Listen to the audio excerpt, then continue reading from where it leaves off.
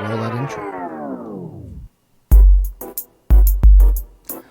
What's up, everybody? Welcome back to Miniature Monday. I'm Josh here with my boy Dusty Musty. Well, Musty just. We'll get it right eventually. Either way, you know what's going on. We're back for a brand new kit here on Miniature Monday. We are rocking out with our cool spider Underdarky themed month this month. If you want to go into the close cam, we can recap all of the fun that we're going to be having. So, of course, today we're going to be starting off with our spider here, so you can see that. Our fun little spider. Remember, the prep video was also shared earlier today that showed me preparing their bases. That's going to be something that I'm going to be including from now on for all of you out there. Of course, speaking of bases, she didn't have one because she's so big. But here is the big spider demoness here. And then we have our helpless NPCs, the two fungoids, which are probably really blown out on camera today, but they're here, they exist. And this base actually is probably the one that I think turned out the best, sculpting it out of the milliput. Then, of course, we've got this right here for our hero. You can see she's got really cool sort of non-metallic metal / just magical weapons. With the sculpted base there as well. And that's it. So really the only thing that I did that some of you may not have done here is glue him to the base like this. Now, I don't know exactly what made me... you should really make a base for the Drider. Nah, I'm good, Achilles, sorry. I'm going to use bases that are like easily available for people to purchase or just have around the house, right? Since they don't always come with bases in the kit. And this would require something like a 4-inch or 5-inch base, so around 100 millimeter size, unless you're going to reshape the legs. And when it comes to reshaping something and holding it and gluing it down like that, I feel like for sort of our purposes in the show, which are like, you know, just quick to the table, assembly, things like that, that's a little bit too advanced for what we're trying to do. So, but everything else is relatively easy. The only thing that I did here was, of course, put some glue on the bottom of the feet and then position the spider. So he looks, to me, it's positioned kind of like a jumping spider, right? Like that was kind of the idea. The middle, I don't know how to put it, the second row of arms here, I have sort of tucked up underneath like a cat does when they lay down, like this. And then the front two are like, hey, do you have burritos? I love burritos. Give me your burritos. And you know, you can always reposition, you know, however you want. You can put them up in the air like you just don't care. You know, whatever's going on with your spider, you can do as you please. But hey, Jacob, I've got your pin on my little apron here. I'm oh, we'll do the plug now. So I'm putting a call out here. If anyone wants to send funny lapel pins, or if you have, oh, that's where is that on your phone? It is, actually. So, if you're a streamer or if you're somebody out there that wants to send a pin, like an enamel pin or something fun, I'm going to slowly fill up the entire apron. And so I'll just be covered in like war medals by the time we're done with the show. So, but you can just send it here, I'm assuming. That'd be easy. They'll know who it's for, I'm sure. But, so... Or, you know, we could turn this guy into a pin, and you could wear it, I'm sure, too. That'd be kind of fun. But, so, for this month, we'll kind of take a little glance here at the paints that we'll be using. We don't have the right, we don't have the graphic trimmed yet, so we'll look at these. Now, I feel like the colors are going to be looking a little bit crazy for you, so I'm going to cover it with my hand. So we have alien goo included in the kit. We've got clear red. Every month or every other month or so, we'll try and include one of the clear colors, so that way everyone can get them in their collection. There's like 8 of them, I believe, so, you know, 16 months worth of videos should be cool, or whatever. No, 16, so what, 4 months, I guess, divided by 4, yeah. divided by 2, yeah, there you go. Then we also have amethyst purple. A little bit brighter red, we've got magma red, which really is just an orange, but it's semi-transparent. So it works as a good red highlight color. Then, of course, we have the famous burgundy wine. I love burgundy wine myself. Really, really great color. We have jungle moss.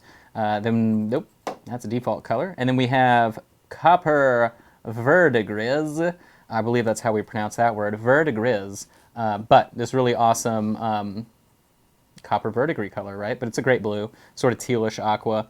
Then I believe Rosy Shadow. How many? 2, 4, 6. Yeah, and then Rosy Shadow right here. Just a straight up skin tone. I think that's the first skin tone we've had in a kit, if I'm remembering correctly, other than Brains Pink, which obviously isn't really a skin tone color. What is this one? Let me see. Rosy Shadow? Yeah. So, interestingly enough. But, all right, so we can go ahead and get started today. Do we have any sort of like housekeeping announcements that I don't know of? No, actually, I don't think so. Actually, next Miniature Monday, I'll probably be the first one we start giving away stuff on. Oh, okay. Do we have an idea of what's being given away? I will imagine it will be previous kits. Okay. Just to make it simple and fun for everyone who's watching. All right, that's pretty easy. So finally, we will have a hashtag free of some sort. But I hope everybody's doing good out there. I see Jacob saying hello to everyone. Hey, Eliotter. Hello, Nightheart Gaming. Who else out here? Rings is here. Malvernus is here. Oh yeah, dark skin was also in one. I guess I'm not really thinking about that in terms of a skin tone because I always use dark skin for like wood in my personal painting. But yeah, that's a flesh tone. You're right. But I did see your comment about Warlord and wanting a Warlord themed kit. We could secretly do a Warlord kit. I know I've got one planned already that would be feasible for some Reptus stuff. There's one that would have some Necropolis stuff. But someone actually just dropped off some Warlord books for me here earlier today, which I thought was amazing. And I've got Warlord stuff here. We're going to be playing shortly after the stream. Again today, of course, here is a modified miniature that I brought in. I cut the head and rotated it.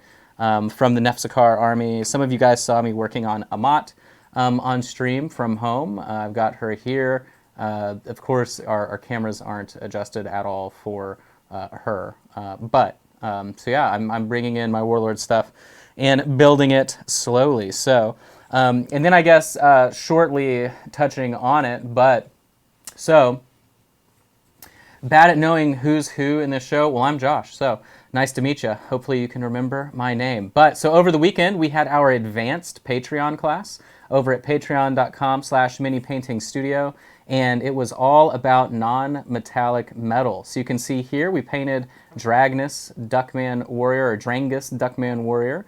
And this class actually ran a little bit long. This was 3 hours, I believe. But if you are interested in growing your painting skills even further than what we offer here on Miniature Monday, and you want to support me directly as an artist, you can always sign up for my Patreon.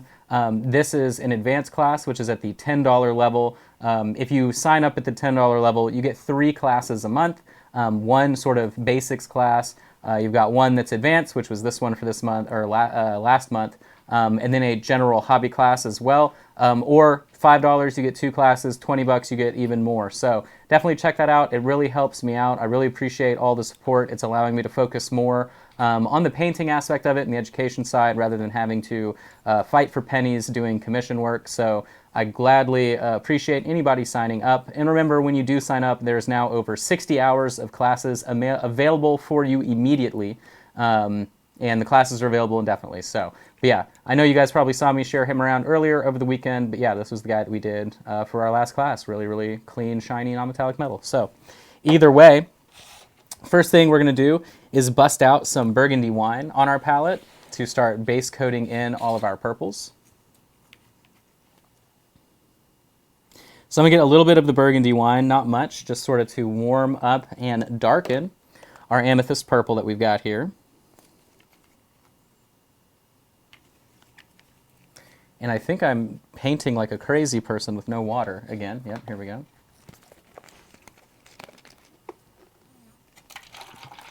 I like how my glove just farted. That was really cool. Did you pick that up on camera? Yeah, I did. Yeah. I did. I wasn't going to say anything. Yeah, I can try and make it do it again. It's really hard to do. So, like, there's an air bubble right here, and then it scoots out right here. I do it at home all the time. I do, too. Either way. It's fine, you know, everyone at home just gets to enjoy that, and Justin just gets to breathe it in. So now what I'm going to do is mix these two colors together to get sort of a deeper warmer purple. I'm going to use this to base coat most of the body. So, yeah, I don't know how that reset on us, but we're going to fix this real quick. You need me to grab focus for you? Yeah, there we go. I got it. Oh, perfect. Okay.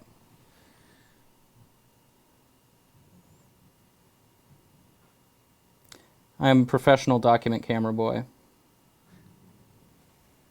All right. So, now we are reserving, if you look at the way that they section the thorax, is that the word? Spider butt.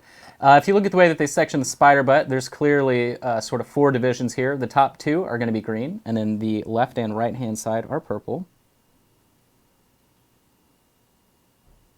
I think thorax is accurate. You said thorax? Thorax. Me a question. All right, so we're going to continue on with our purple. The legs are all purple. Today's paint job, super effective in terms of hitting all the notes of like your basic techniques and steps that you would follow while painting.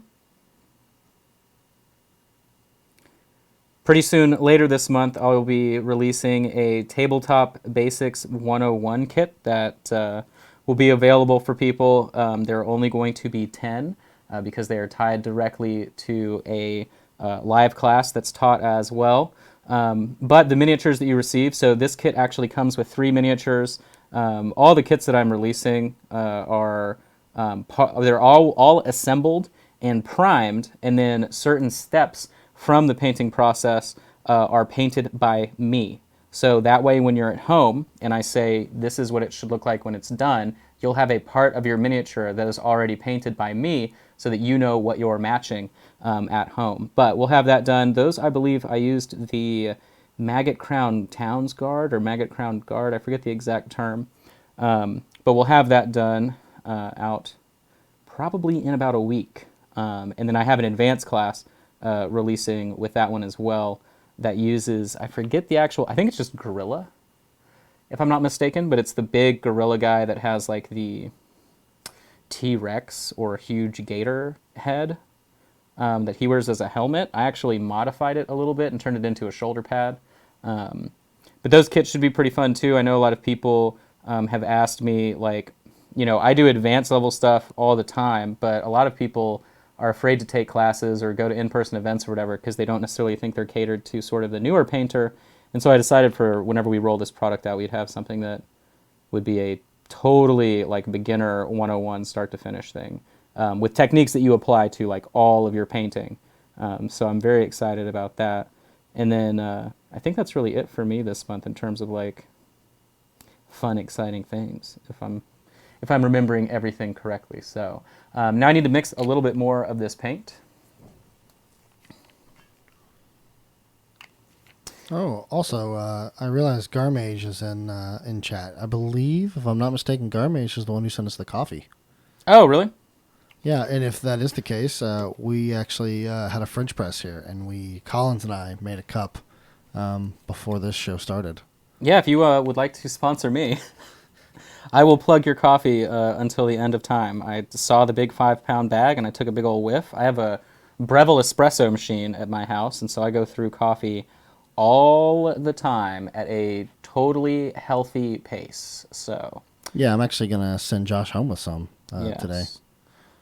But from what I've heard already, it's very, very good. So I'm actually curious, Garmage. It's very good. I actually enjoy it. I don't typically drink coffee just straight up. I'm a cream and sugar kind of guy. But this was good enough that I drank it straight up. I was curious, is it a light roast or do you know? Because it seems like it's got a lot more flavor in that sense. Because I know how much Josh loves coffee. So I'm a big boy coffee drinker. I'm pretty sure that eye twitch that I was experiencing for about a month was the month after we got the espresso machine in the house. So I think like my body literally was getting used to only drinking nothing but double shots of espresso all day. yum.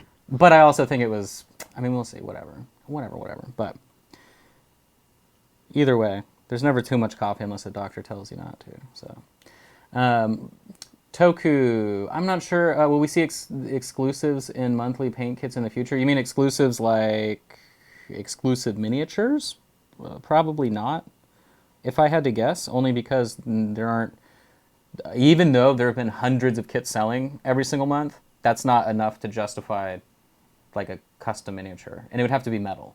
Right.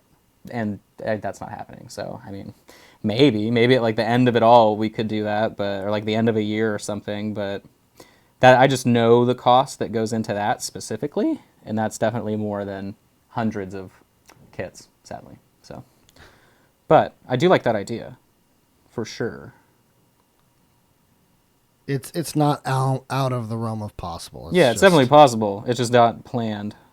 Correct. It's not planned at all. What we could do is just try and guilt a mold being made out of the Arthur miniature that I had made. And that would definitely be an exclusive thing because I can't afford to make a million of them. But all right, so that's pretty simple. Base coated it all with the mix. I would say it was probably a 2-to-1 ratio of amethyst purple to burgundy. But it's really not that dark. It's still a relatively light purple.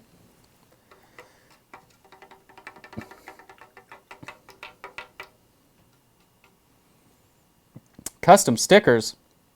Well, I know for a fact 200 people got stickers. And I know for a fact that 200 people got cards. So I've been including as much stuff as I can afford, you guys. I just can't afford like anything. So hundreds and hundreds. Yeah, like if you magically got a sticker at some point or something else that had my stuff on it, that comes out of my pocket, and I can only afford so much. So sorry. And that's fair.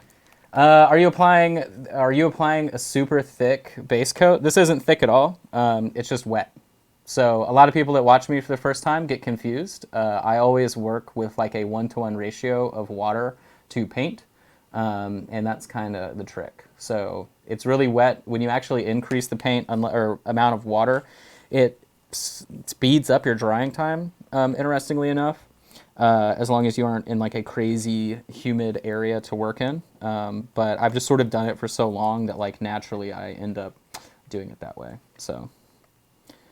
And then, alien goo. The one that I have at my house was like this as well. And I don't have my pokey tool, which, there is a pokey tool right here. But there should be one up there. Ha ha ha. I miss my custom one. I miss you.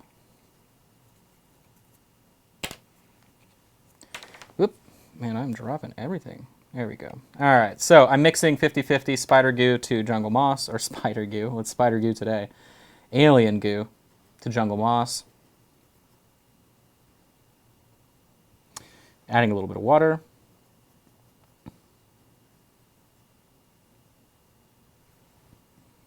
Okay, there we go. So glove check for the two colors there for you to see them. No, I agree, Garmage. The coffee is very good. I think you guys have a pretty good blend there. No, it's we opened the bag and we all just took turns smelling it because it was so.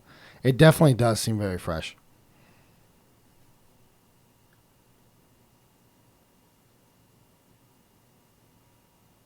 In fact, it's good enough now. I think that I'm going to use it in my Chemex when I get home. Oh wow! I save most coffees for that really need that depth of flavor that you can kind of get out of an espresso machine. Yeah, DOF. Your DOF setting has to be turned up really high. Yes, really high. Yeah. And if the flavor complex is good enough with the coffee, I'll use a Chemex, and I think I'm gonna give it a shot. So we applied our spider goo color there on the top of the thorax. I like the spider as it is right now. It's almost Barney. Great. I love it. Can't unsee it. That's fair. Well, and for when that was the thing too. We were trying to figure out like a palette for this because obviously we have a drought like Spider Queen Rider type situation, and so it's kind of like, well, we know we need purple, and then green goes well with purple, or like a teal, which we also included, or like a bright orange, which we sort of technically included, but we didn't add really to the paint job, so we did go red here. But We could coat with that red already. Is that a joke there? Already. Okay. All right. So I'm going to get some clear red. Not a lot. With the slightest hint of water added to it. 2 parts clear paint, 1 part water. And then we're going to go ahead and do his big old fangly dangs. Now, fun story. While cleaning up the miniature, I actually accidentally cut the entire left-hand side of that fang off, and like completely, and then had to resculpt it with green stuff. So, Oh, it looks good. yeah, I'm actually shocked it turned out looking the way that it did. But I've been using green stuff a lot lately, so I think my green stuff skills are sort of leveling up. I actually made a pond with green stuff on Plasticard, and I have the UV water curing in it right now. So, Oh, wow. try to make some terrain so that Sydney can continue to lose at all of our games of Warlord. So, Whoa. I shouldn't throw her under the bus though, but she will continue to lose. Of course, I say that I've lost all games I played against her. So, Technically, have you lost the ones against Collins, too? no, I completely stomped him last week, Did you? big time. Oh. Yeah. Okay. Oh, that's right. You Big time. did. Yeah. No, I forgot. Yeah. Now, so he sent me a photo of the army he has ready for this week, and it is one huge warlord who is very expensive, very hard to kill, and then trash. And so he barely has any numbers. I'll decide what I want to do, but I think I'm just going to meet him with very few numbers with stuff that's hard to kill, and we'll just see what happens. So, but yeah, I definitely, like, I put together for ReaperCon now, I have a secret project that I figured out over the weekend for Warlord specifically, but it's 11 models at 1,000 points. So it is a bunch of beefy people.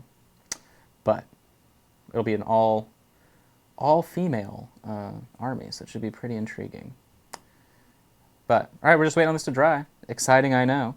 Purple's almost dry. Green's almost dry. The clear red is dry, other than the fangs. We'll be ready to rock and roll. Does he come on the base? Nope, he does not come on the base. He comes all wild with, like, his legs like that. So, all right. I will say, Garmage, though, that the jury is still out because Ron has agreed to drink some live on Reaper Live this Thursday to give you his honest opinion. And he will not hold back. Yeah, if he makes a terrible face, then that's on him. Yeah, that's on him, not you. But he did. I asked him if because he doesn't typically drink his coffee straight up, so I asked him if I need to get him some, some creamer and sugar and stuff. But we'll see. Creamer and sugar. So, Kramer, like, Kramer. Kramer? Like Kramer. Vibrate uncontrollably. Rings. So caffeine is not your best friend. I see. You can try dropping some butter in your coffee, and that will help remove the jitters, interestingly enough. Or you can mix it with almond milk, and it will do the same trick. It will give your body something to digest as you process the caffeine, and it will help ease those problems. Only because I'm obsessed with coffee, and I will drink as much as physically possible for myself. So That is, correct. So, love me some coffee. All right. I was going to go back to this screen if it's still drying, so we can, have a little chatty chat. I wish I had a camera that was pointed at you. So you could just hit the button? Yeah, then I hit the button, and I'm like, go to Justin real quick for a minute. We'll go zoom in on him. But yeah, so like I was saying, I'm currently growing the pin collection here. So the ones that we do have already, actually go back to the short cam so we can show them off. Also, your mic is on your apron. Perfect. I'm sure that sounded great. All right, so on the close cam here, we've got let's see, we've got the great Jacob Jansen, and then we have one that Sydney gave me here, which is like a cool Japanese beetle with gold inlay with flowers. And then we have this one, Live, Laugh, Love. So I have some other ones that I'll be collecting to add on there as well. But you can tell any kind of, any kind of fun meme-ish pin will work for the getup. I'm hoping to have it completely covered by ReaperCon this year. So when I walk around, if it bumps into people, it'll be like a big chainmail shirt just slapping around. So We are almost ready. Down in the depths of the insides of the arms, it's still a little bit wet, but everything else is dry. As with most things that we do, we're just going to do a complete wash all over the body. For that, we're going to be using one of the sort of default colors here, Noir Black. Get some of that on the palette. And then I believe I just straight up used Noir Black. I don't think I mixed it in with anything. But so with a pigment wash that I make myself, I always do like 3 parts water, 1 part paint. Anytime we hit that flubber consistency, which you see here, and by that, for those of you that have never seen the movie Flubber, it's okay. What it means is if you can spread around your paint on a wet palette like that and it pulls back together, you know you're in the right direction. Very elastic. Very elastic, yeah. Very springy paint. And then, if that's not the case, then we will just cover it up. Nope, that is perfect consistency. All right, so we're just going to start washing this all over the miniature.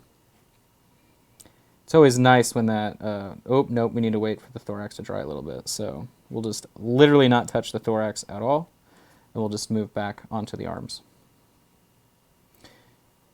I'm sure most of you have applied a wash to wet paint before and you see it bleed out immediately. The best thing that you can do is just stop touching it the second it does that. The second that starts, just stop and wait. Shouldn't give you any more problems from that point. It won't really interact too crazy with whatever it's already touched.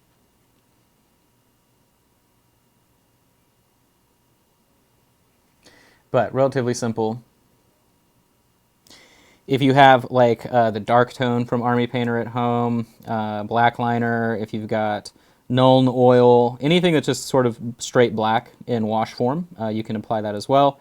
Even though, as always, I will be a proponent of doing it on the palette with whatever colors you are currently using. So, the wash you're using, Josh? Someone asked.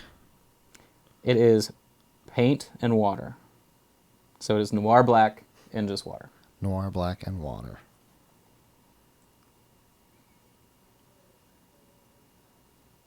When it comes to using a wash that you've mixed on your own palette, surface tension's key. As long as you get an even surface tension with the whole thing, you shouldn't get tea staining or weird pooling, which is sort of the #1 complaint that people have in general with washes most of the time because they are not applying enough. I know as I've been teaching my girlfriend how to paint, you know, I'll be like, hey, can you apply a wash to, you know, XYZ or whatever?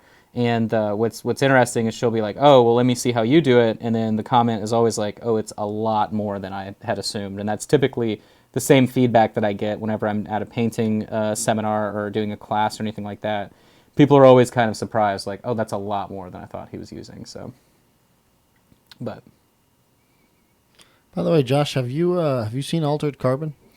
I tried to watch like the first few episodes and I got bored. So I know it's really good. It just didn't hold my attention. Didn't grab you.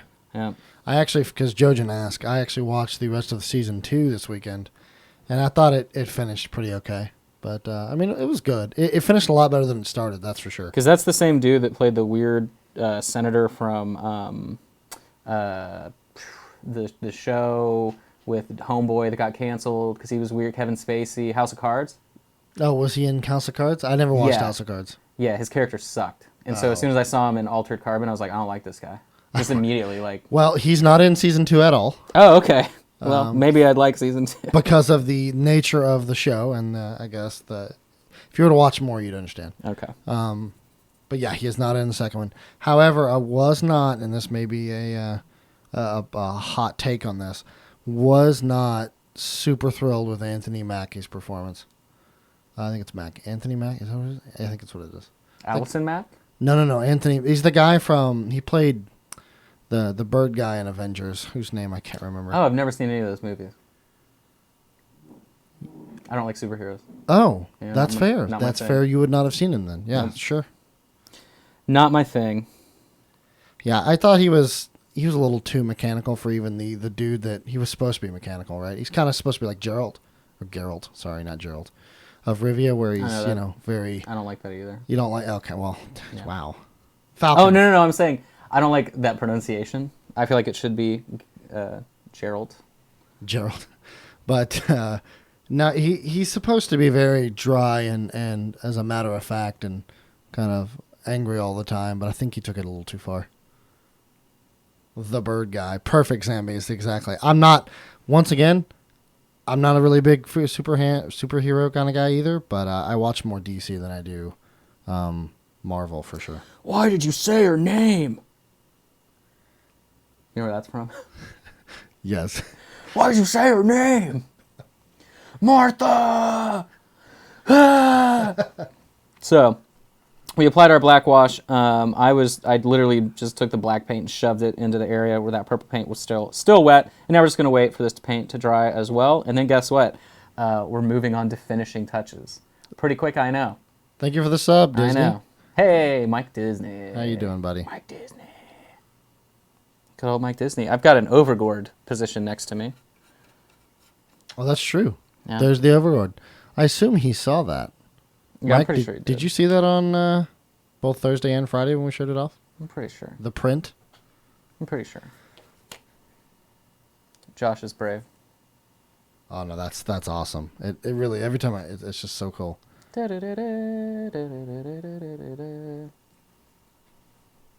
then it breaks. Then it just snaps. It's fine. I already did green stuff work on that dragon that I was given. So, oh yeah, that's the other thing too for this month. The extra episode that we have is the Shadow Dragon. Oh, and the recap episode. We didn't think about this. So then zoom in on my pretty face real quick. Okay. Just real quick. So at the end of the month, all of the photos that you guys have been sending in of all your paint jobs and everything, I know John has a folder saved of a bunch of paint jobs.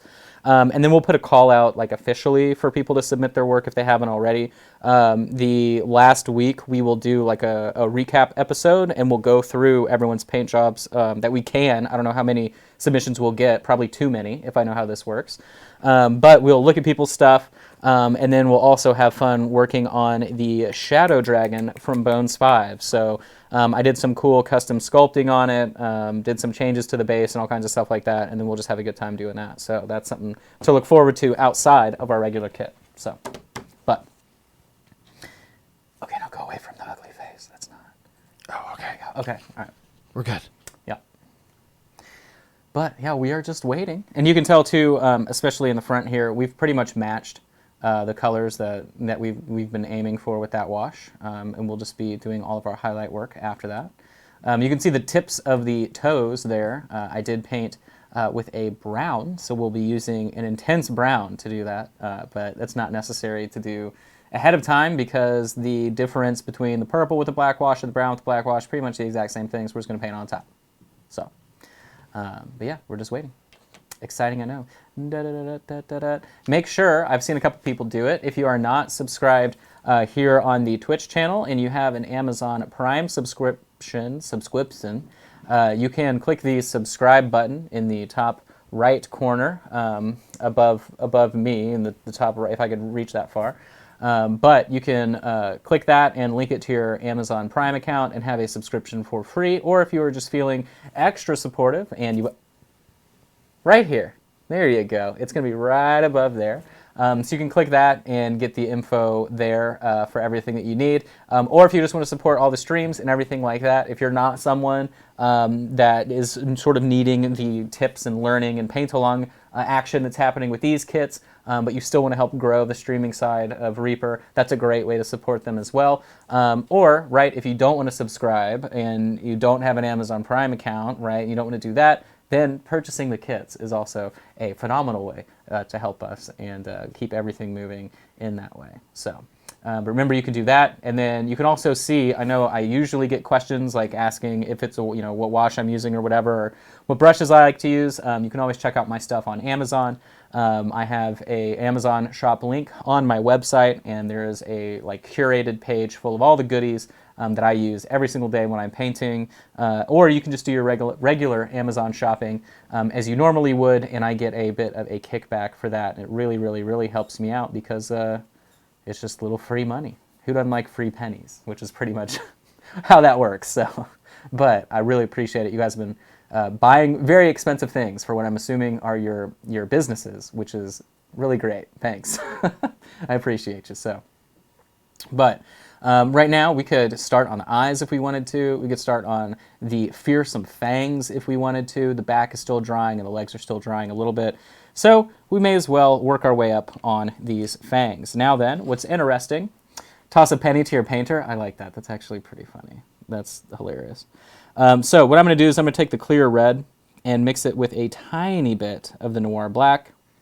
And that should give you something close to what I would say is spattered crimson, tying it to another color there from Reaper. But what we're going to do here is we're going to position the lighting in two ways. The interior side of the fangs are going to be dark. And then the left-hand and right-hand side of the fangs are going to be where we apply the highlight. So on the left-hand side, tapering it and then outlining across the top and the inside. I am still going to highlight just the interior portion here. Also, there is not a free today rings, but there will be next Monday for some kits. Also, hey planner, how are you? I think you said hi earlier. I didn't respond. So rude. Sorry about that. Yeah. Terribly rude. Josh is right. Completely right. I actually, we talked about how we want to grow everything and how we can't wait till our audience is bigger and bigger and bigger. But I think I'm going to miss the most, actually, is probably the homey feel of a chat that's this size for the number of people chatting. But when you go to like triple or quadruple that, and you've just got chat that's flying by and it's hard to keep up with stuff. Or stuff where it's like usually seeing like one sort of off-topic conversation is pretty normal, but then when you realize there are like 4 happening in a chat at a time, you're like, oh my gosh. Yeah, what is going on? Yeah, that gets really hard to understand what's happening. But that's what Justin's for. I don't have to worry about that part. I just look up and go, I don't see anything, and then I look back down, and I keep painting. Yeah, I don't see anything. Hey, Forever Night, I saw you this morning as well. How are you? On Ann's show, that is. Yeah, I saw she was painting a transparent miniature. She was indeed. A water weird. A water weird. She will paint a water weird. That's a weird miniature. I love the lisp. I thought that's not a whiff. That's a I can't. It's a I can't pronounce my O's. So it's a water weird. By the way, the exclamation point prep command in chat will bring up the video that Josh referred to in the beginning of this episode. Haha, there you go. You can check out how I sculpted the bases out of milliput. For those of you that are unfamiliar with milliput, it's just a different acting epoxy clay, pretty much. I would say it's harder to mess with, like in its earlier mixed stages than green stuff. Green stuff is kind of, it'll be tacky, but it doesn't like melt in your fingers. Milliput is messy at first. And then if you let it sit for like 20, 30 minutes, then it acts like green stuff. And then it gets hard like once it hits that threshold, then you're in trouble. Because then it's within the hour of it being done and not pliable, or you can't do anything with it. Do you mix it before you... Yeah. You do? Okay. Yes. But when it comes to sculpting and basing and stuff, since you can get it wet, like essentially think of it like regular clay. If you get regular clay wet, it gets really smooth and you can move it around and stuff. And that's how it works. So like if I'm doing stuff on a base, I can make like I can make, rocks and all kinds of different smooth organic shapes like that. And then it's also phenomenal for gap filling. So like I used milliput to do the gap filling on the big demoness, demon spider queen, whatever. So I like it for that because you just get it wet and it makes it more and more smooth, as opposed to green stuff, which you kind of shove, right? Like with green stuff, you literally just sort of like shove it where it's supposed to go, and then you just keep pressing it until it goes like as thin as possible, right? You have to beat it into submission. Yeah, with milliput, it's just literally dissolving at that point. What color do you guys prefer? I know there's like a granular difference. There's like fine, medium, and whatever. I always just go with the fine. So whatever color, it's like yellow and gray, I think. I don't know. Ah, okay. Weird color. So I've just been repeating these same brush strokes over and over with the clear red. What's nice about clear red is that it is relatively semi-transparent or semi-opaque, whichever term, glass half full, you would like to go with there. But as you build it up, with all the clear colors, all you're left with is that pigment that you're working with. Since we're working with clear red, it's nothing but red. So you can see on the left-hand side, right, that's where I'm trying to build up the color. I do have an outline there on the inside, just a single sort of brush width of a stroke, just to sort of give that section a little bit more dimension than you would expect. But, you know, it allows us to understand what we're looking at, which is sort of the goal. And then this will be my final application on this side of his, fang arms, I guess. I'm sure there's a biological term for his fang boys in the front, but we're going to be doing the same thing on this right-hand fang, because I'm assuming those are the fangs, right? Like the actual pointy bits. But I'm wondering what the term would be for these parts. So, chat, if you want to be hero of the day and get a gold star, tell us what that rings. I don't know if that's the poison sac though. I think the poison's up in the body somewhere. I could be wrong, but I'm wondering if it, like, mandible. Is this called a mandible? I think That sounds right. Yeah. a mandible. You see mandibles, maybe. I'm not sure. What it would. Yeah, I call them scary. I agree with you.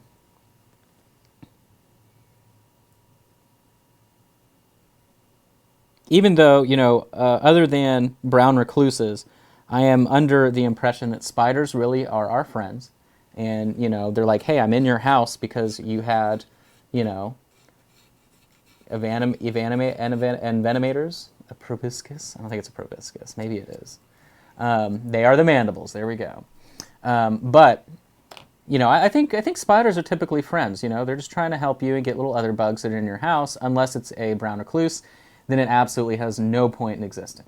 But we'll go with that. Yeah. yeah, I mean, that's pretty much the deal. But so those fangs are done. The only difference between those fangs and these fangs is that this guy was hit with some matte varnish, so they're not as reflective. Adventure tasters. There you go. You do not live in Australia. Well, unfortunately, you know, I understand the Australian spider is pretty much just as bad as brown recluses. The difference in Australia is it's huge. So here in at least sort of the Chelicerae,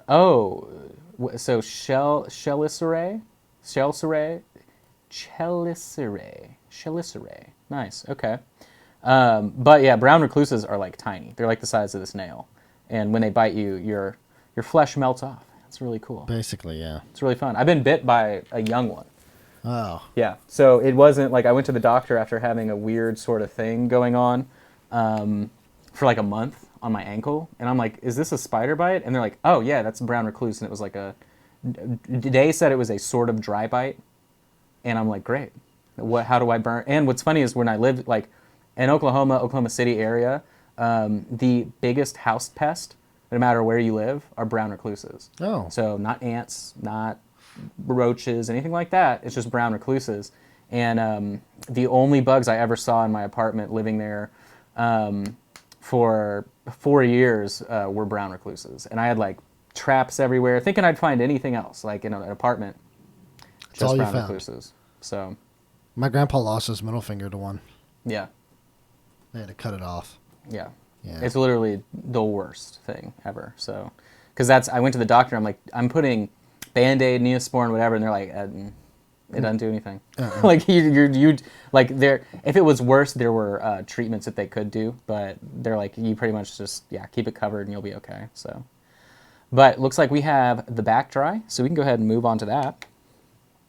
So I did use pretty much alien goo for the highlight, but we will go back on top first with the same color we used on the base color, which we have now sort of deemed spider goo, which is the jungle moss mixed with alien goo. 50-50 ratio here. Easiest way to do this is to follow the spines and outline each section. So by that, I mean following the spines down the back like so. Really revolutionary. Let's see. There we go.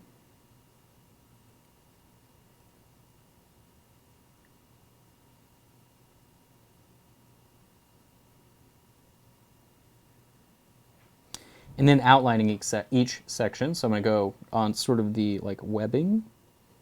I'm describing it as webbing. I know that's not what's happening. Either way, the curved ridge, the horizontal part. Let's see. See, growing up for us, the worst spider, I say the worst, the most common spider were the wolf spiders. Yeah. And those damn wolf spiders are not, they're not venomous to my knowledge, They'll but chase you. they will, yeah, they're mean. They're really And they creepy. talk about a spider the size of your hand that isn't a tarantula. They're insane. Long spindly legs, and they just run around everywhere a million miles an hour. Mm-hmm. And you're right, they chase you too. Or they have the egg sacs on their back. Yeah. And so you spray it with Raid, and then all of a sudden you just see thousands. And they get pissed and chase you. Mm-hmm.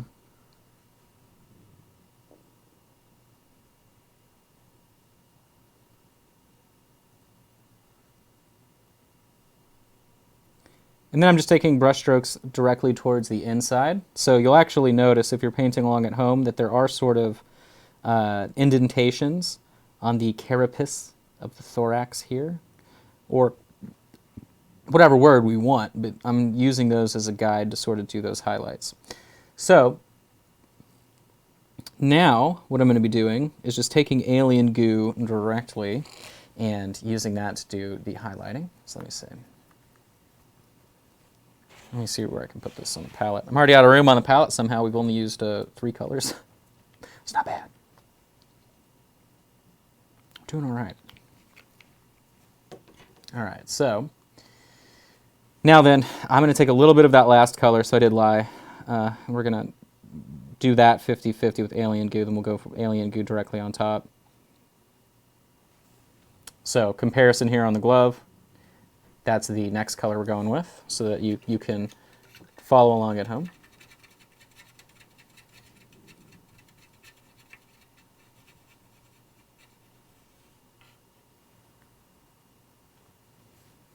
All right.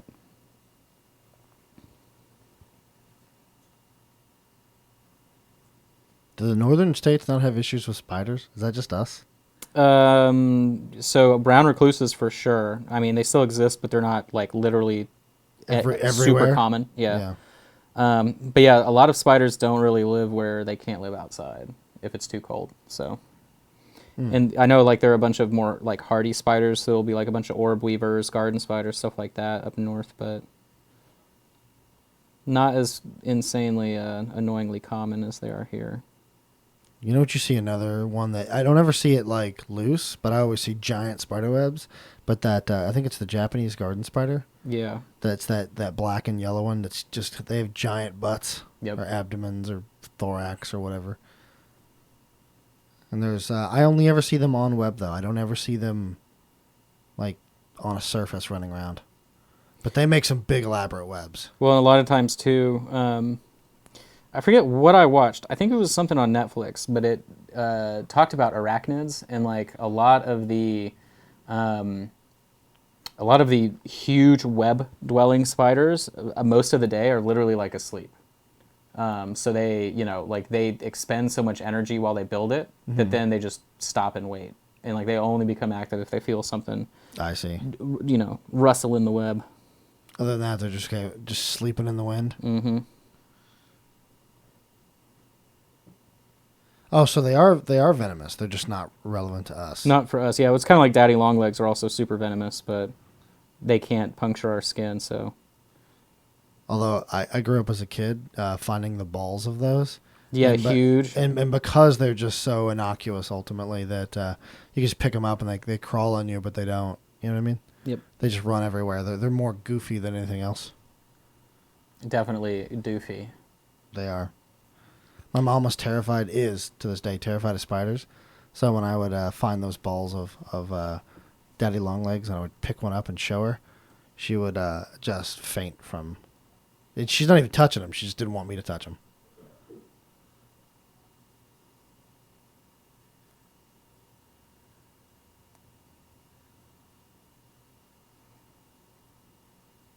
So now we're moving on to our next color, alien goo. I like that. I like that. Okay, Garth Brooks. I like it a lot. Like that. I'll whisper. So now I'm taking Alien Goo at the brightest points here. Alien Goo in general is a great color. I've been using it off and on for quite a few things recently. Yeah, I like this. This highlight goes really well.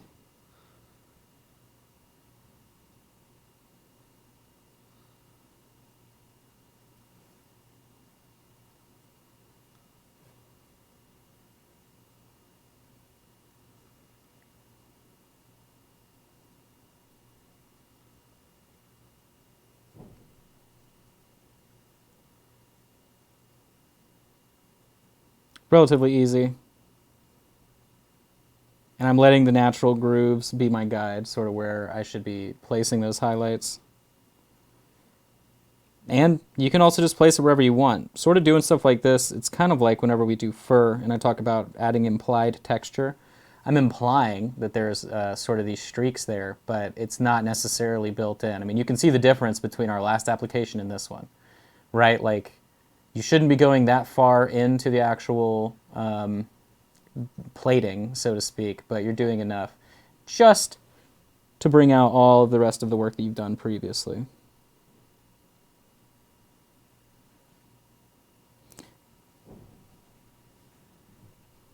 I thought I had a comment there, and I'm like, no, I don't have a comment. No comment.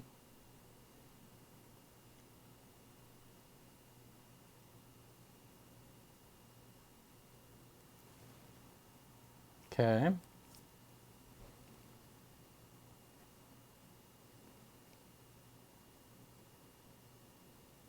And these final parts down here, and then we'll be finished with this. There we go.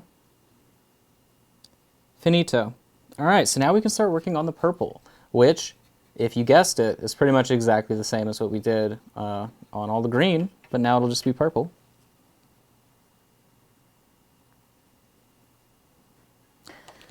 So let me just grab, we may just go straight up amethyst, to be honest, just thinned. So let me grab that and get it on the palette. As always, remember, you can ask questions, anything you may have specifically to what we're painting. I know we are inundated with spider questions right now, but...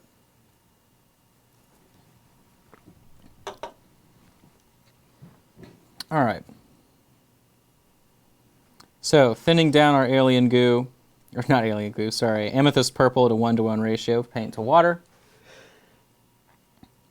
I'm now going to do the texture that is sculpted here on the back of its head. It's kind of like a chevron pattern. It sounds like Collins is wrapping Christmas presents. Yeah, I was going to say anything, but you're right, it does.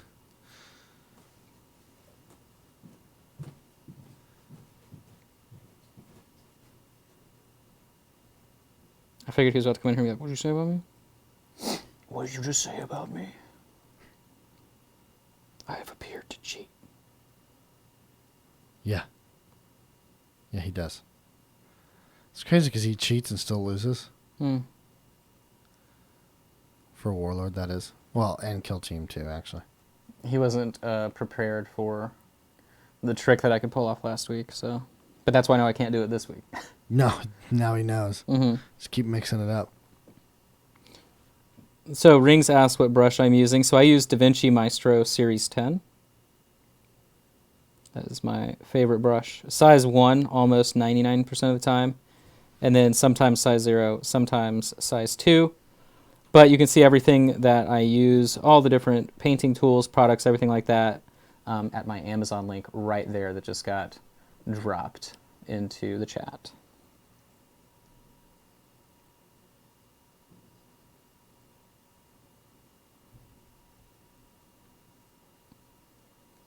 But yeah, I have spent so much money on brushes to finally come to terms with the fact that the DaVinci one is probably the best out there for the way that I paint. So, and that's the key part of this, right? Is that I feel like a lot of people in the community kind of lose sight of is that there is no, I guess there is close to a right and wrong for what you do, but at the end of the day, it's really not because it's art. So Right, and just it different really is styles. tied to like the way that you do things. Correct. It's just So different styles. There are people that may not be able to paint with the Da Vinci series, right? yeah, I mean, if you don't paint with like really thin paint, in layering and all that stuff, like that's watery, so to speak. Yeah, like you can use anything else, I suppose. But for that level, and the way that I'm used to paint working, I need a brush that acts like the way that these do, because they're really, really nice watercolor brushes. I mean, that's what Winsor and Newtons are as well, and everybody always talks about them like they're amazing. They're watercolor brushes, and it just comes down to sort of the delivery system, and that delivery system is the width that they create the ferrule, and then whatever the source is for the hair. Now, obviously, it's weasel fur, and not all of it is collected ethically. So I know some people are like, I will never own a sable brush because I don't know if it's ethically sourced or whatever. So if that's the beef, then yeah, maybe that's an issue. Sure. But it is, every style of brush works differently, from nylon to golden tacklon to, these to Winsor and Newton to anything, any other type you've ever heard of. They like boar hair, whatever. They all deliver the paint differently, and it's sort of up to you to figure out the way that you like it the best. So. Correct. Yeah, it's definitely. I think what's more important within the field, from what I can tell, just from an outsider's perspective, is that you have to find your niche in the way you do things, and then you custom everything else around you to that. Right. You find something to fit you. What's interesting too is like Anne and I paint completely differently, and we are completely different. Like literally, that's the best way to describe the way that we both paint. But what's funny is she uses she uses Da Vinci Series 10. There you go. So Right? it's like, even in a world where it's like completely different, it's funny to be like, oh well, the tool's the same, because at the end of the day, whenever you get to that like really thin level, she likes the way that they Right. work. So And when it comes to the quality of goods, that's pretty much the only discussion you can have that I think is yeah, less subjective than the rest. Is like realistically, you can have a conversation about the quality of the ferrule, the quality of the bristles, the yeah. that kind of stuff, quality of the paint. Those are a little easier. However, once again, still subjective to a degree because it's based on your styles. Right. So if you like a lot of resistance, for instance, when you're painting, right? I've been told that a paint with more viscosity is better for you, right? You want really thick paint because it fits your style. Yep. So This is true. exactly, Garmish. It's a good example.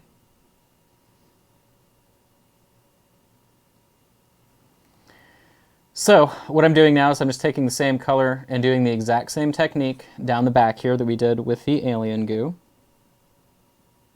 Since this paint is thinner, even though it is really bright in terms of like a highlight step, it's drying pretty much the second that I'm applying it, and then I'm going back for a second coat every single time to then bring out that final highlight layer.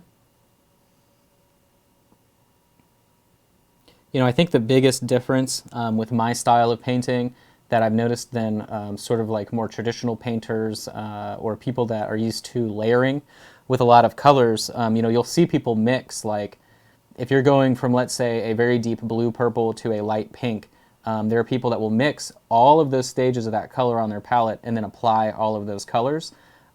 Where the way that I paint is I will literally have a dark purple blue and then I will highlight with the pink on top. And the difference is I go so thin that I build up on top of all those layers. So it skips all of that completely.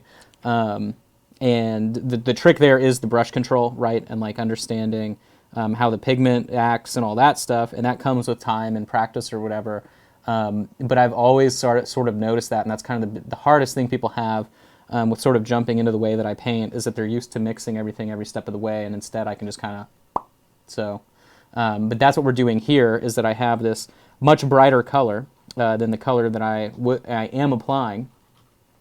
And I'm just doing it thin, so that way I'm building that layer up without really having to mix anything else from that dark purple. So,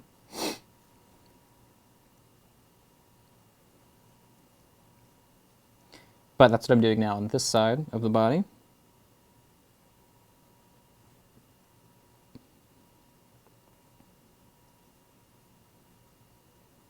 Yeah, this would look pretty cool on the giant Bones 5 spider. Which, having seen it in person, the print at least, that's a crazy big miniature. It's huge.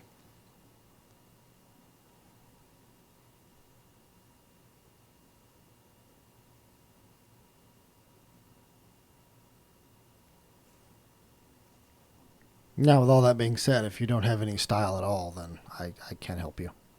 Which is funny because, like now, based on many things that have happened and conversations and whatever, like I do understand sort of what my style would be, quote unquote. But what was funny was like maybe a year ago, someone mentioned to me, they were like, oh, like I immediately recognize your work without knowing it's yours. And at that time, there was like no way that I would know that type of thing. It was weird for someone to tell me like, oh no, I know it's yours when I see it because you do this and this and this. And I'm like, I had no idea. Right. And then now, based on a few things that I've talked about in the past, like I know sort of what makes something look like it's from me, and I just sort of push it that way. So That's fair. Peter, remember style and class are two different things. That's right, baby. One of those things can't be taught. So, Hello, Munduricus. Are you new here? Out of curiosity? If so, welcome. iconless Twitch account. Well, you know, some people change their names, so. Well, that we do know. Fact. But Good example of that, actually, more recent example, was today, as it turns out. I believe it's, let me find the name. Shooter changed their name to Freestyle HQ. oh wow. Yeah. Hey, well then, you know what? Everyone welcome Mundo. Reminds me of the League of Legends character. So, everyone welcome him with some Sophie hypes. Hype. And some Reaper love. I'm going to get that in the, you know what? I have to upload that emote. Since we're talking about spreading it, there's not even a Reaper love emote. How crazy is that? Oh,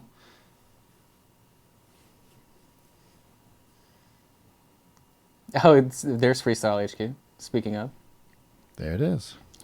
So what I'm doing is I'm taking the same color, if you had to guess, and I'm doing it on all of the legs now. Now I am leaving these back, like you'll notice that the segmented portions of the bottom of the legs are shorter, and that is what we're going to end up painting kind of brown, reddish brown.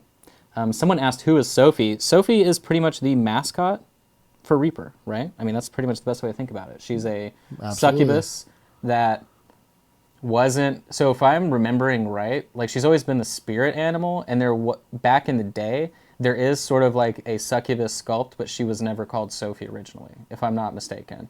And I then think that sounds right. Yeah, and then it evolved into, I guess when the ReaperCon stuff started happening, or any special occasion, then there's like, okay, like the old gun case or pistol cases that, like the pirate one, there's a pirate version of her in it. So then those start appearing, and then now there's like all kinds of different ones that exist. So Right.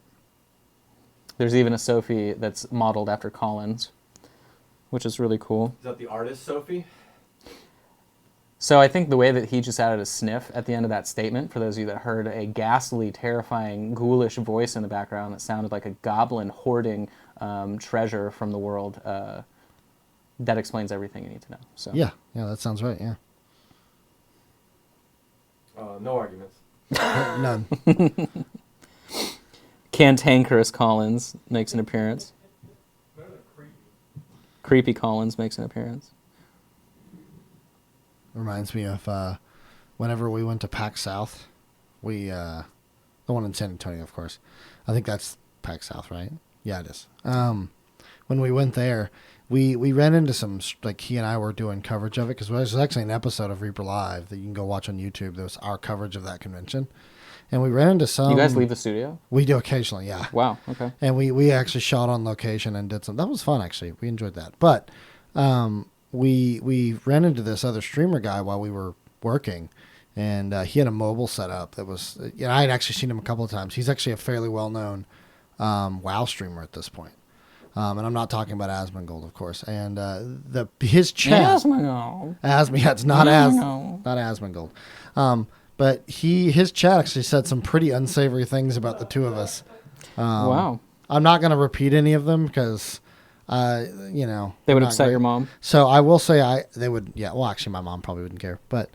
I will say that thank you to our community for not being unsavory and awesome and welcoming to new people or even people in stream. So Yeah. you guys keep perpetuating that particular community style choice, and it'll be great.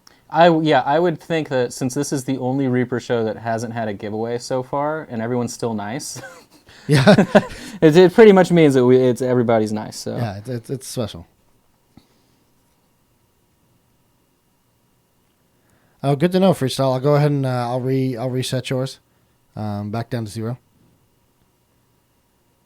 King what, Cobra, his cool meter? Or? yeah, his cool meter, yeah, his channel points.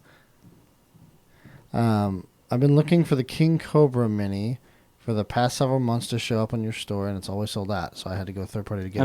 I'm assuming he's talking about the giant Bones Black one. Yeah, I assume so, and Yeah. that's fine, Varl. I mean, you don't have to apologize for it. I mean, it's hard sometimes to keep stuff in stock, and that's what our distributors and such are for. So it's not an issue. Yeah, I mean, the truth of it is, if you bought a Reaper product from somewhere else, then that got purchased from Reaper already, right? Yeah, It correct. is highly unlikely that someone is scamming our product. Exactly. Yeah. Fact. We So- did recently have a conversation with the Amazon reps about that. Oh, someone's counterfeiting our stuff. No, they were just Oh. telling us about programs that exist, which I think is really Ah. cool. Just I think there was at one point there's rumors of a giant original Bones giant from like Bones 1 that someone recast in metal.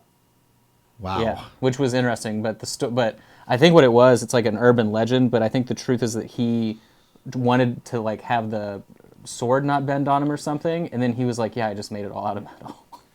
God, it would have been so expensive. Well, yeah, that's the whole joke. It's like, okay, well, you can have fun with that because Hey, you've got like 3 pounds of metal there. hey, Nomad. Who? Why do you say that? And I only ask because I actually pushed off the clerical side of the giveaway stuff like 3 weeks ago to someone else that works here.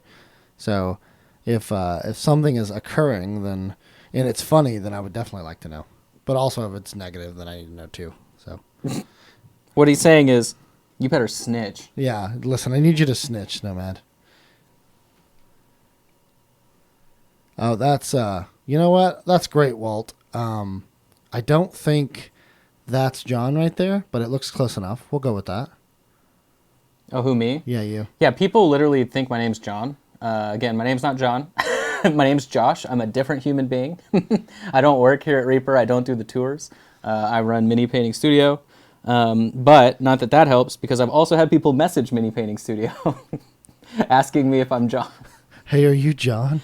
Yes, so I know that we're both bearded boys with glasses, but That's glad to hear, Nomad, because I was told that he had put in an autoresponder like that. I hadn't actually seen it yet, so thank you. I'll make sure to pass on to him that that is well received.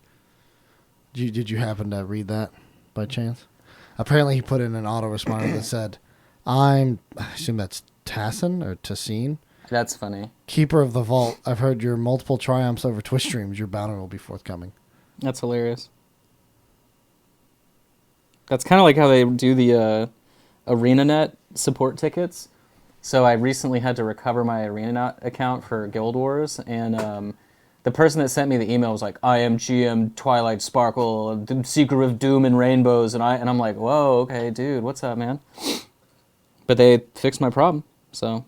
Perfect. Yeah, it's really weird. If you have to recover anything with them, you have to have the serial license of whatever your product is, and an email and a character name. And what's weird is like my serial was tied to a dead email, which is why I had to switch it. And like somehow I was able to prove through PayPal or something it was me, but it seemed very difficult to do. But they once I gave them what they wanted, they had it done in like 20 minutes. But it was a lot of work.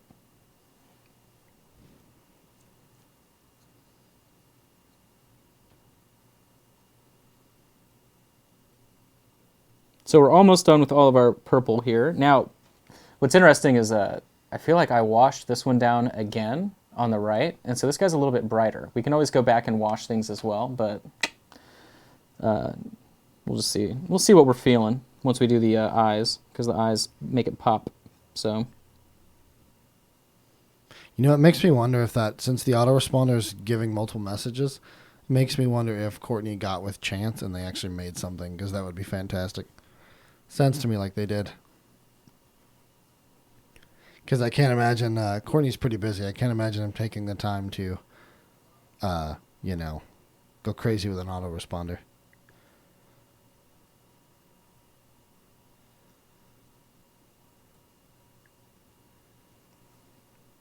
Also, though, for those of you who are new, since this is now the second show, our MooBot has changed names.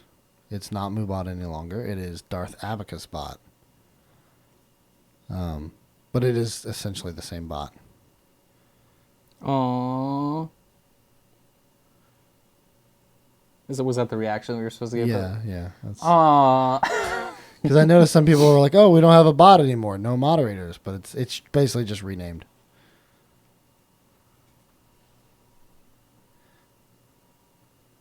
Oh, Reaper's gonna be at Origins? Listen, I can't speak to that. I have no idea. I could ask Paul. I think Paul knows. He does the convention stuff. But more specifically, even he often doesn't know because he gets his information from Ed. Right. And Ed can definitely change his mind occasionally. On a whim. On a whim.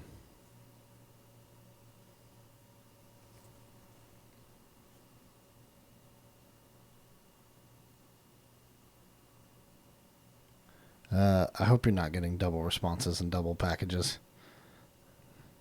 Tell me that's not actually true, Freestyle, please. They sent me double. Yeah, I don't want to have to fix this. It's cool. Just send your extra stuff to me, and then I won't tell. So. No. It's MooBot. The back end is probably still going to say MooBot since that comes from their servers. But you should still get a message, and it should be from MooBot. It won't be from Darth Abacus Bot there, I don't think.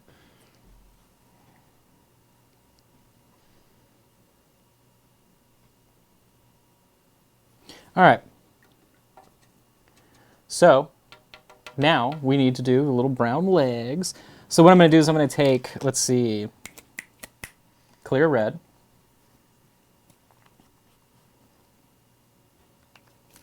And some noir black and a little bit of the green that we have out here. And that's going to give us a brown. Wowee, look at that. It's a brown. Color mixing. You can also use intense brown with a little bit of noir black.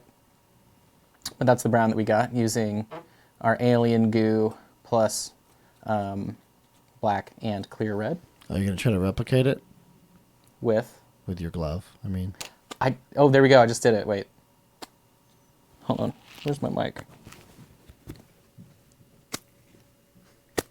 That's perfect. Yeah. Got to make the glove fart. All right. Taking that brown. Okay. A wild Collins appeared. All right. So we're going to do the tips of the foots.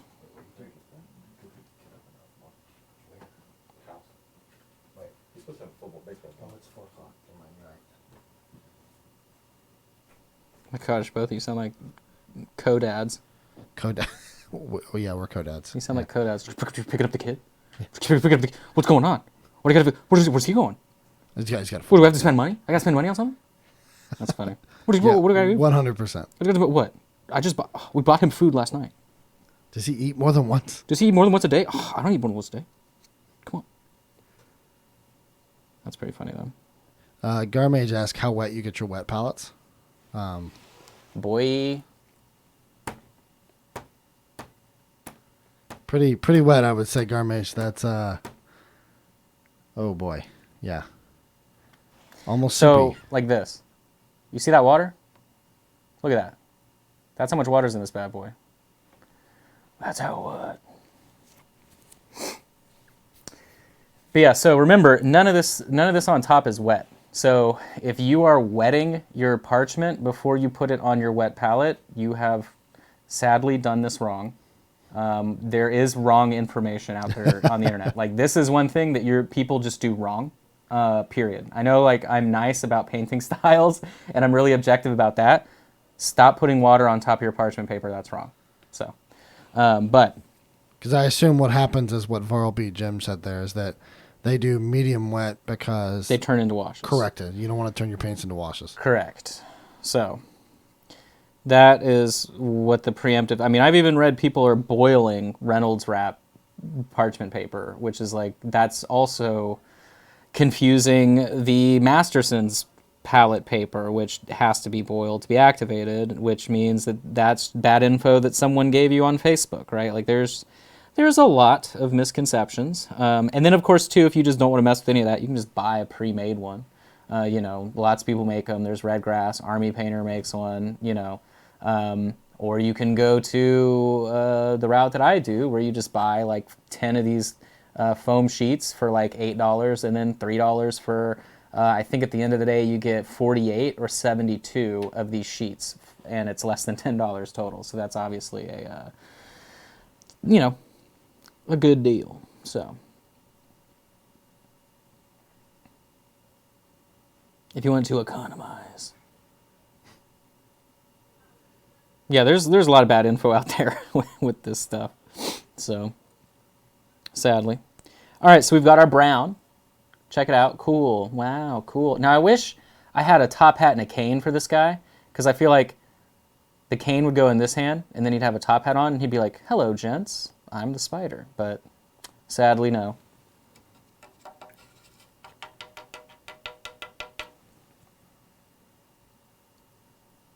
Yeah, I think the issue is, like, so the wet palette, that what's interesting is, functionally speaking, the reason why miniature painters use this separate paper than what's used in fine art, which is what you find in the Masterson's palette, which is very similar to the same paper that you find in a Redgrass, but at a finer sort of, let me see, what would the word be? For like a finer absorption consistency, there you go.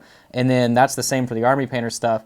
It's a completely different utility. So when it comes to the fine art paper, they want something that actually grabs onto the paint from below, which is why it's so porous. And then that allows you to seal it in a container and save it for weeks, right? Like that's the idea there. But with miniature painting, obviously I can put a lid on this and this is going to stay wet because there's so much water. But the idea that we are utilizing that acrylic painters, let's say in fine art, aren't necessarily utilizing is getting that literally like if you're able to apply a coat of paint that is 1 particle pigment thin, right, or thick, whatever that is, like 0.1 of a millimeter, that's the utility of getting something that fine. Yeah. And you can't really do that on some of the more traditional fine art palette paper because it's absorbing the pigment, which means you can't pull it out at that rate. So that's kind of the idea. That's why a lot of miniature painters too that don't use wet palettes end up using ceramic or glass, right? Because it's literally a perfectly flat surface, nothing gets into it, and you can get as thin as possible.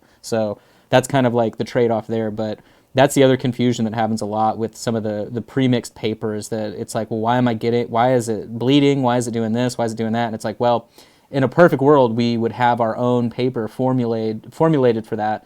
But, you know, I doubt any of us, even though the painting community and the miniature community is like very, the people that do it are lawyers and, you know, day laborer dudes and mechanics and teachers. Like there's a huge spectrum, but unfortunately no one that owns a paper mill, right, seems to be involved enough in the hobby to invent paper. So, that's fair. Yeah, but that's kind of the trade-off there is like, you would have to find someone that could make this type of parchment paper that could do it at a thicker rate, and I'm pretty sure that would then mean they're building a whole machine to do that, and that's like, right, that's a lot to ask. So that's a big ask. So last thing I'm doing here on the legs, I added a little bit of the amethyst purple, and I'm just going to highlight out some of the top parts. Really not a lot of any contrast here, just enough to give it some depth because I want everything else to look really sharp, and then these points to look sort of like not as shiny or not as constructed. Maybe these are like softer parts of its body. Who knows? I don't really care. I'm not telling this spider how to live its life. It's its own bug, you know what I'm saying? So we're just going to let it do its thing. But I am going to apply a couple highlights here.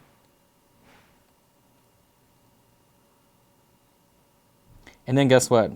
Eyes, and we're finished. Finished. Right? Right? Right? Okay. Ready for some eyes, man. So for the eyes, we're going to adjust this real quick.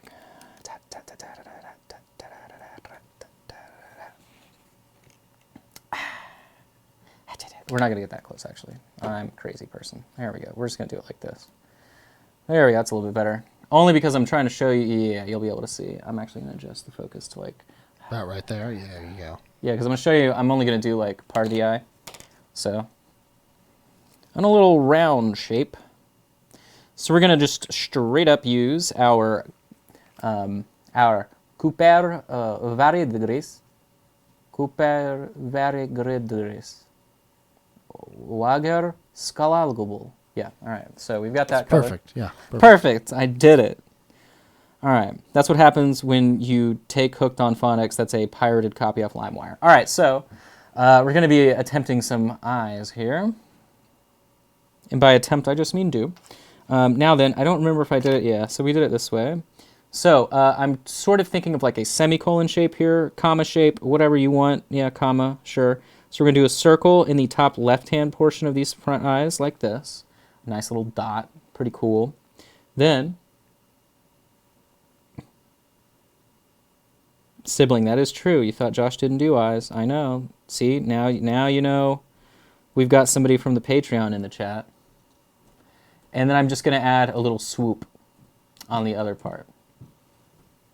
Little swoop. Yeah, generally my rule of thumb, unless it's something that's sculpted pretty big like this, I just don't do eyes. If it's like a tabletop level anything, you're never going to see me doing it. Pretty much everything we've done for all these miniatures, we're never doing eyes unless they're big. Like, it's just that simple. A lot of time, if you have shaded a miniature correctly, you don't have to do the eyes at all. And a lot of the time, the one thing that will ruin your paint job that you've spent hours and hours and hours doing is the terrible job you did on the eyes, which is pretty much unavoidable. And you know, actually, what's interesting, so recently for like the box art stuff that I've been doing for like Moonstone and then like the Jacob Jansen miniature that I did, there's no alternate technique. Like, it's literally the same technique that everyone does. You paint it black, you put white in the middle, and you dot the iris. Like, it's crazy. And I think that's just because it's kind of like you're shaving down room for error when you do that technique. But it's just funny to me that, like, that is the technique. There is no secret to it. Everybody does it the same. The eyes that look amazing are the eyes that are sculpted bigger. Like, that's the whole trick. There is no, oh, this person did something different here, whatever. It's just, no, those eyes were bigger, so there's more room, and you can see the eye better. So that's one thing, if I could spend time to figure it out, if there was a better technique to approaching it. But that's like a size issue. Like, I think you'll never really have any better option when it comes to that. So, like, I don't even think, or, right, so even the eyes on the Duckman Warrior that we did on Patreon, those are purple with just a white dot for the reflection. And what's funny is, like, if you look up ducks and mallards and stuff like that, and you look at their eyes, they're just really dark with the reflection. So I like doing that technique on any kind of animal or creature, which is similar to what we're doing here. Then the last thing I'm going to do is take some linen white. Whatever, Jacob, you're the guy that I painted has eyes, and he has really cool eyes, actually. Which, I'm not sure when the Jacob Jansen mini comes out. Is it like middle of this month, I think? I have no idea. I think it's a March release. Well, they needed it by the end of February, which they got, so I'm assuming it's coming soon. But it's a good sculpt. It was a good paint. Now I'm just taking the linen white and dotting the top of our comma, and then just dotting the top of all the other eyes. I was really happy with the skin that I was able to get. I should have brought them so I could show them off on camera, but I was really happy with the skin on that miniature. I mean, that's kind of the whole thing with, like, shirtless monks. I mean, obviously you got to get the skin right, otherwise the whole thing looks bad. So, can we see a picture of the Jacob mini? Justin could definitely... I think I've got that actually ready to go. Oh, wow. Okay, so you can see the paint job that I did. Oh, yeah, here we go. Boom, he's got it. So, there's the paint job. Nice and small and cropped, his copy the paint job. Wow, look at that. Can he get bigger? Oh, bam, there you go. So I actually really enjoyed this paint job. I tried to keep it relatively warm. There are only 3 colors on the skin. So I started with, I believe, intense brown for the base color on the skin. Then I did, I think, rust brown, and that's that much warmer oranger tone in the skin, and then tanned flesh with a little bit of linen white, and that is how I pulled that off. The purple, I believe, is like royal purple. We got to censor it. And then highlighted up with just linen white mixed in. The pants are cool. So the pants are a mixture of, I think, spattered crimson with blood red and a little bit of the tanned flesh mixed in, tanned skin mixed in. The base is some of the same color that's in the skin, so right around the feet, and I'm not sure why I've started adding this, but that's funny, Jacob, that's a hilarious comment. But so that's just rust brown around the feet. I've been doing that a lot, and mixed in with some sort of like greenish gray, and that was that paint job. So the hair is sculpted really cool. I didn't know how much definition to put in it. I think it looked all right. You know, other than that, it's just a simple and clean sculpt. Really good for practicing skin. The back of it is really simple. It's just a nice muscular back with the strap going down from the side bag, and that's pretty much it. But I had fun painting that. I think I probably spent maybe 4 hours, 4.5 hours, 5 hours working on them. So I think I spent maybe like 30 minutes trying to make sure that the skin was as smooth and cleaned up as possible, because if you mess it up at all, you know, obviously, or if it's rough, right? Obviously, you can tell because hey, you're looking at smooth skin, so it's going to look like it's weird. But that was a really fun paint job. So, but yeah, I'm glad Jacob liked it. I definitely looked at his picture, like I looked at a photo of him to make sure I was getting everything right. I definitely got the cleft in his chin. You can't really tell as much from that angle. You can sort of tell it's there, but Jacob has a pretty pronounced cleft. I do too, but I just can't. You can't see it under the beard. But I made sure to bake that in since that's sort of iconic. And yeah, definitely did the nipples a little bit more pink than the rest of the skin to make them pop. You know, we gotta make them pop. It's all about the hips and the nips. So, but that was fun to paint. So I hope you guys can grab a copy and enjoy it. As for today's mini, we are completado. So I hope you enjoyed that. We will go back over relatively quickly. Let me readjust the camera. Where are we at? Right there. Cool. So we'll go over again the rest of the miniatures for this month. So here we have the awesome spider, which is the small bad guy for this month. The NPCs that we're going to be painting up are the 2 fungoids here. You get 2 of them. And remember, too, you can also see the sculpting video that we released today as well. I posted it on my page, Mini Painting Studio on Facebook, if you want to go and find that, too, without having to follow it through the chat here. But we did 2 of them on a single base. Yours, you can base individually, do whatever you want. I'm going to be double basing them again for when we paint them, which will be next week. Then, of course, we have the hero. The hero here is the rogue with the cool sort of magic weapons and the teal cloak. I really love the back of this cloak. I think we're going to emulate it more on the front, the brush strokes anyway, but should be really fun painting her. And then the big baddie, of course, is the spider demoness, whatever her name is, the cool drow drider spider combo. So there was a bit of filing done there on the breasticles. We'll go ahead and do that again before next time. And then I will have a prep video on putting this together because even though I tried with all of my might here, even with Milliput, you know, I didn't get the cleanest seam. So I'm going to try and help you guys out and make a video of how you can assemble her and fix any wobbly legs and things like that as well.